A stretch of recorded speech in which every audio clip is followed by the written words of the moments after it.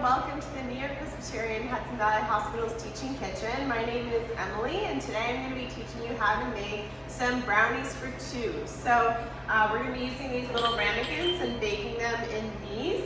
And I like this recipe because it's sort of a healthier take on your classic brownie recipe. It also happens to be gluten-free and vegan, meaning that it has no grains and it has no animal products. So it's a nice brownie that everybody can enjoy. And let's get started. So here is our little mise en place. So as you can see, I like to put all of my ingredients, lay them all out here. So I have everything I need, all of my ingredients for the dish. I'm missing a bowl, let's grab that. Just a small bowl will do, you don't need a big bowl for this. As you can tell, we're working with little tiny quantities and containers today. So it's a pretty straightforward recipe. It uses a lot of little goodies. Let's see, we're going to be using some coconut sugar today, some cornstarch, a little bit of baking soda to help give them some rise. This is going to be our egg replacement, our flaxseed. And I mix that with just a little bit of water to form a gel. So this is going to be our egg replacement. What else do we have here? We've got, of course, our cocoa powder. Any kind of 100% dark cocoa powder, if that's the one you want to use. Some maple syrup for sweetness. We're going to use some chocolate chips, a little bit of salt, a little bit of vanilla extract, and almond butter. Kind of an interesting choice for brownies, but it's really good in these recipes. It makes it really fudgy and delicious.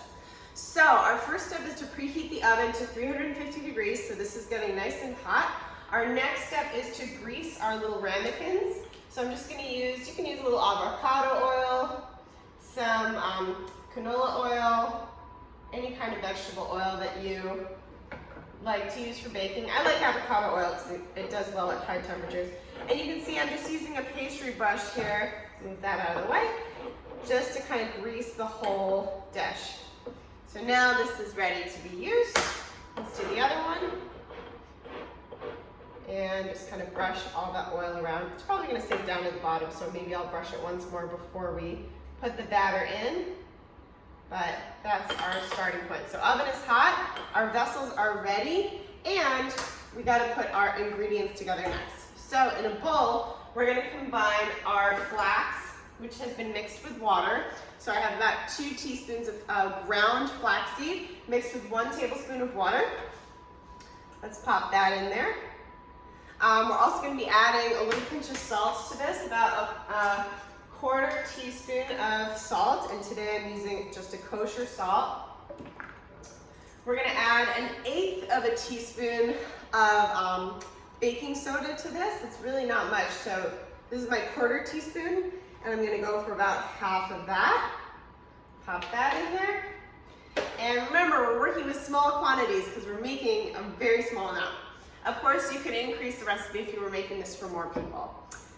Let's add our maple syrup, just about 1 tablespoon. There we go. That's going to be for some sweetness in here. Our next step is going to be to add the vanilla and the cornstarch. So for vanilla, I like a lot of vanilla in my brownies, so I'm going to do a full teaspoon. You can do a little bit less if you like, but the teaspoon of vanilla is really nice. It actually helps to almost bring out the chocolate flavor and give it a little more complexity and interest. So I love to add vanilla whenever I'm baking. So this is just pure vanilla extract. Let's do about a teaspoon on that. It smells so good. I love that smell. Okay, and we also need to add our cornstarch. So this is also going to help to bind this all together. You could use arrowroot instead. They both work. This is a organic cornstarch that we're using today. Just about 2 teaspoons or so. So there's 1. Pop that in, and 2.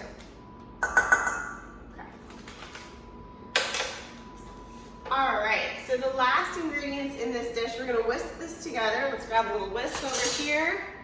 Just kind of get this homogeneous, right? Make sure there are no lumps, nice and smooth. So this is sort of our binder for this dish, for this little brownie dish.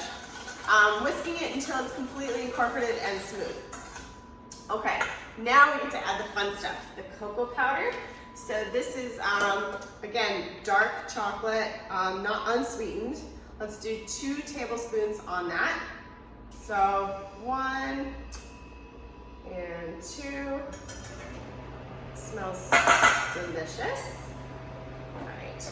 And then our next step is going to be our coconut sugar. Now, if you didn't have coconut sugar, you can substitute this with just regular cane sugar would be fine. I like the coconut sugar.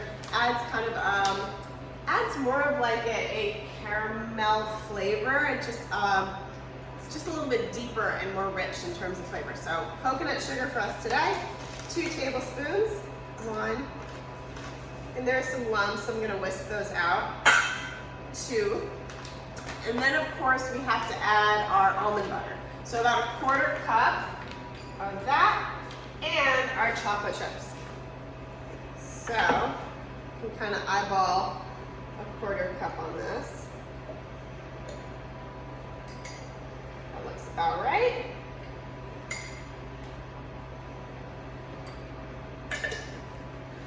And then our chocolate chips, you can add, 1 to 2 tablespoons, however much you enjoy. So let's do, let's go for 2. 1, 2 and a few.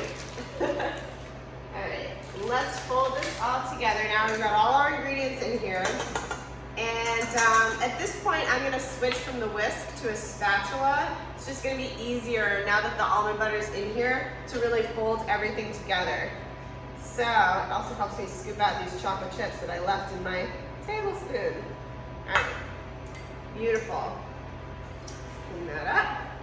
So here's what it's looking like. We've got our almond butter, our sugar, our cocoa powder, chocolate chips, and we're just gonna kind of smush that all together. It takes a little bit of patience to really incorporate it, so you just have to kind of keep like pawing through. It's gonna feel very stiff and firm. That's completely normal. So just kind of keep working that batter. Now, of course, because this is completely gluten-free and vegan, you don't have to bake these. If you wanted to have this as like a brownie batter, you could enjoy it like a little brownie batter mixed in maybe to some yogurt or with a banana. So this looks good. So I'm just kind of folding everything together, making sure it's really well incorporated. All right. So this is our little brownie batter for 2. See? So it's quite thick, as you can see. That's completely normal. Let's pop it into the ramekins, and we're gonna let them bake for 20 minutes or so until they are baked all the way through. So I'm just gonna kind of spread that out, spread out the oil a little bit more in that dish. And I'm gonna divide this in half. Kind of make a little brownie ball, pop it in to the ramekin, press it down, and I'll do the same thing with the other one. Roll it into a little ball, press it down, pop it in. Make sure nothing's left behind. It smells so good, chocolatey, fudgy, delicious. Okay, so there you have it, the grain-free, gluten-free vegan brownies for 2. Let's put these in the oven, and they should be ready in about 20 to 25 minutes. You have to let them cool completely before you can serve them. So you can put them into the oven as is, or if you wanted to, if you were doing more of these, maybe you were doing serving 3 or 4 or 5, it's useful to put them on a tray.